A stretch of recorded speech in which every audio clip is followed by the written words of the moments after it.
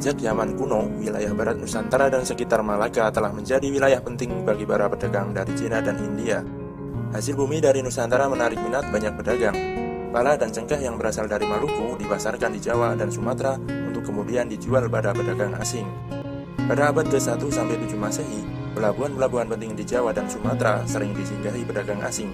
Pelabuhan yang terkenal yaitu Lamuri, Barus, dan Palembang di Sumatera, Sunda Kelapa, dan Gresik di Jawa.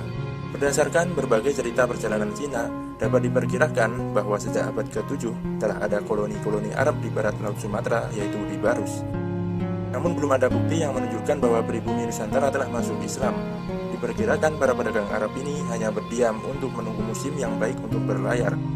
Baru pada abad-abad berikutnya, penduduk pribumi mulai masuk Islam, yang bermula dari pribumi yang ada di koloni-koloni pedagang Muslim Arab itu. Menjelang abad ke-13 Masehi, mulai muncul kerajaan-kerajaan yang bercorak Islam di Sumatera, yaitu muncul kerajaan Samudra Pasai, Perlak, dan Palembang. Pada abad-abad berikutnya, muncul pula kerajaan-kerajaan bercorak Islam di pulau-pulau lainnya di Nusantara.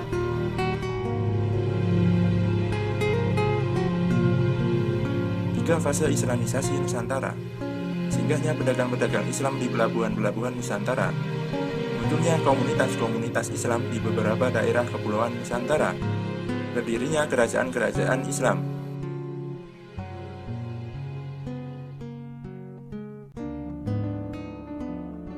Saluran Islamisasi Nusantara.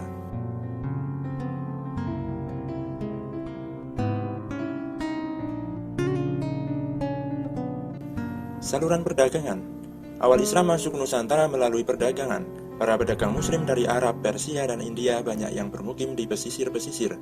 Kekayaan yang mereka miliki sebagian digunakan untuk membangun masjid-masjid dan mendatangkan para mullah-mullah, dan akhirnya terbentuklah komunitas-komunitas Muslim di daerah pesisir. Saluran perkawinan. Dari segi ekonomi, para saudagar Muslim memiliki status sosial lebih baik dari kebanyakan pribumi, sehingga penduduk pribumi, terutama putri-putri bangsawan, tertarik untuk menjadi istri saudagar-saudagar itu. Sebelum menikah, mereka diislamkan dahulu.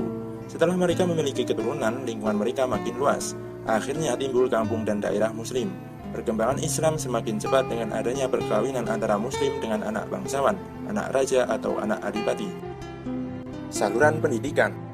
Semakin meluasnya komunitas Islam, muncullah pesantren-pesantren yang diselenggarakan oleh para ulama.